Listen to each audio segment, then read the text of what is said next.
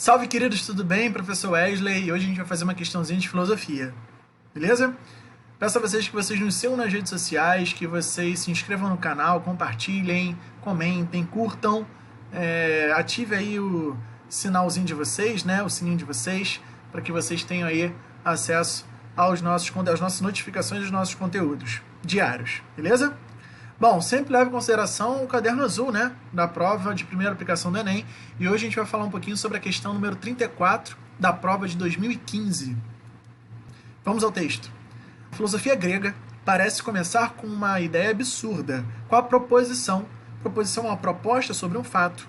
A água é a origem e a matriz de todas as coisas. Será mesmo necessário deter-nos nela e levá-la a sério? Sim, e por 3 razões. Em primeiro lugar, porque essa proposição enuncia algo sobre a origem das coisas. Em segundo, porque o faz sem imagem, fabulação. E, enfim, em terceiro lugar, porque nela, embora apenas em estado de crisálida, está contido o pensamento tudo é um. O que, de acordo com Nietzsche, caracteriza o surgimento da filosofia entre os gregos. Galera, o Nietzsche é um filósofo contemporâneo, mas ele está falando aqui sobre a origem, no início da filosofia. Então ele está falando do período pré-socrático do pensamento ocidental, onde a filosofia, né, aparece, surge na Grécia Antiga do século VI a.C. A gente vai ter aí 24 questões de filosofia nas últimas 5 provas de primeira aplicação do Enem. E aí 3 dessas questões são aí de autores, abordagens sobre o período pré-socrático. Não é um período qualquer, é um período de nascimento, com todas as suas, digamos, rupturas com o momento anterior.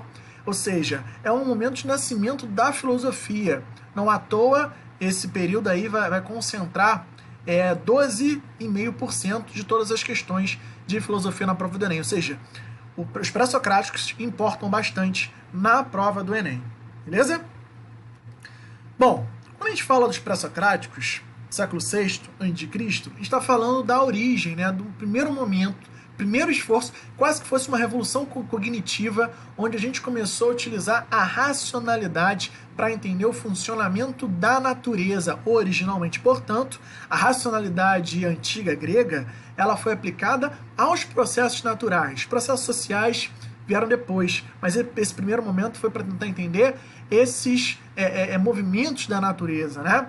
Então a gente vai ter aqui um primeiro momento de passagem das explicações míticas para as explicações lógicas. É a passagem do mito ao logos. Como é que estavam as explicações do mundo natural antes dos pré-socráticos aparecerem? Através de imagens, fabulações, de lendas, né? Ou seja, de mitos que eram contados, cantados nas praças pelos poetas sacerdotes, enfim, tinha tudo a ver com uma religiosidade no final das contas, né? Então você vai ter um processo onde não mais essas explicações religiosas, míticas, vão, digamos, ser eficazes, né? Vão convencer mais, e aí a gente vai ter explicações lógicas, racionais, para tentar entender esse universo aí natural. Agora, cuidado, passagem do mito ao logos não é ultrapassagem. Percebe? Não é porque a gente vai começar a explicar as coisas de maneira racional que a gente deixou de lado ou que o mito seja menos importante. A gente não deixou de lado o mito e nem ele é menos importante. É uma maneira também de entender o mundo. Mas a filosofia vai nascer com um outro propósito, com outro objetivo, tá?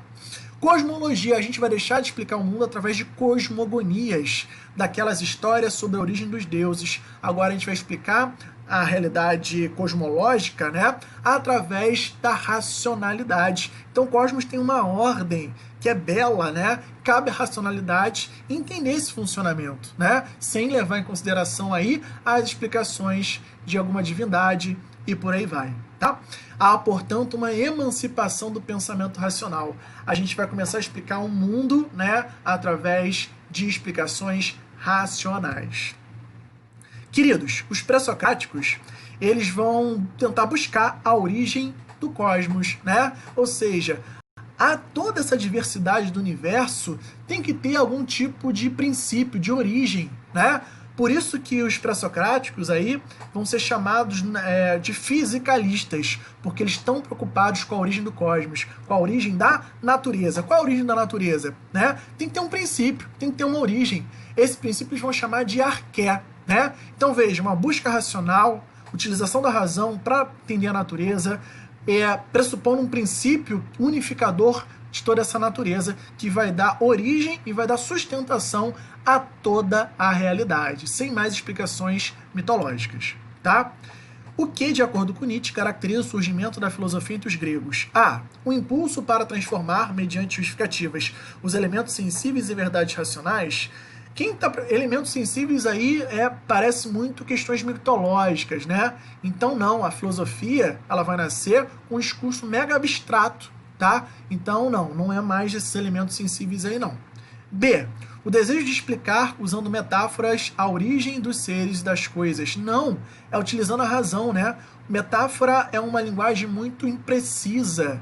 São alegorias, são imagens, né? Então, assim, quem vai utilizar de metáforas é o discurso mítico, né? Não o discurso filosófico. C. A necessidade de buscar, não é revelação, não é uma divindade que está me revelando. Necessidade de buscar de forma racional a causa primeira das coisas existentes. É ou não é um gabarito, gente?